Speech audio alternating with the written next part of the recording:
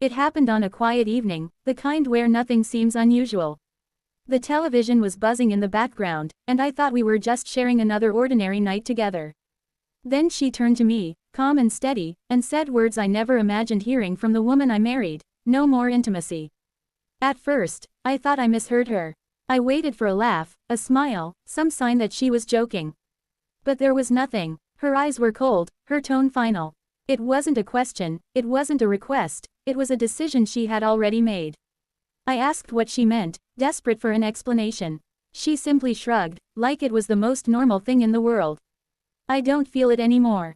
I don't want it anymore." Those words cut deeper than any fight we had ever had. For years, intimacy had been the glue that held us close, and in one breath she erased it. I sat in silence, the weight of her words pressing down on me. Memories of sleepless nights, sacrifices, and dreams we built together rushed through my mind. Was it me? Had I failed her somehow? I asked if she was unhappy, if there was someone else, but she brushed it all aside. "It's not about you. I just don't need that anymore." Her indifference was worse than anger. In that moment, I realized she wasn't just rejecting intimacy, she was rejecting us. Something inside me broke. For years, I had given her everything, and now she was asking me to accept a marriage without closeness, without passion, without love in its truest form. I looked into her eyes, steady but trembling inside, and I told her the words that would change everything: "Then your marriage ends here." Her expression shifted instantly. Shock replaced her calmness, and for the first time, she seemed afraid. She hadn't expected me to be firm. Maybe she thought I would beg or compromise, but I didn't. I was done being strung along by empty affection. She tried to soften her stance, suggesting we could live like roommates. That word, roommates, burned in my ears. I hadn't married her to be a roommate. I married her to be a partner in love, heart, and soul. I stood up, my hands shaking, but my decision was clear. "I won't live in a loveless marriage." She cried, asking if I would really throw everything away.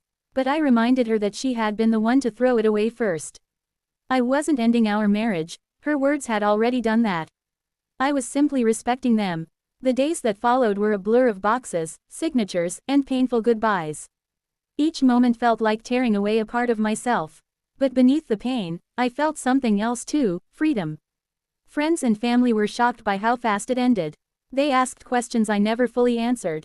I only told them one truth: a marriage dies the moment one partner no longer values its foundation. When that happens, pretending only prolongs the pain. Months later, I realized leaving had been the bravest decision I had ever made. Staying would have meant living half a life, begging for affection that would never come. Walking away gave me the chance to find someone who wanted the same things I did: connection, closeness, and real love. Even now, when I think back to that night, I hear her voice saying, "No more intimacy." But louder than that, I hear my own voice, strong and unshaken: "Then your marriage ends here." And every time I remember it, I know I chose dignity, self-respect, and the chance for a better tomorrow. When friends and family asked why the marriage ended so suddenly, I never told them the exact words. I only said one thing: a marriage dies the moment one person stops valuing its core. Months later, I saw the truth more clearly. Staying would have meant half a life, begging for scraps of affection, living as strangers under the same roof. Leaving was painful, but it was also an act of self-respect. Even now, when I remember that night, her words echo in my head: "No more intimacy." But louder, stronger, and truer, I hear my own reply: "Then your marriage ends here." And every time I hear it in my memory, I know I chose courage over compromise. I chose dignity over despair. I chose a chance at love that deserves to be whole. Disclaimer: this story is a dramatized narrative created for emotional and educational purposes. Names, details, and events have been adapted to avoid any resemblance to real individuals. Viewer discretion is advised. Closing remark: every story leaves a lesson, and this one reminds us that love without intimacy is just survival. Always choose self-respect and never settle for half a life.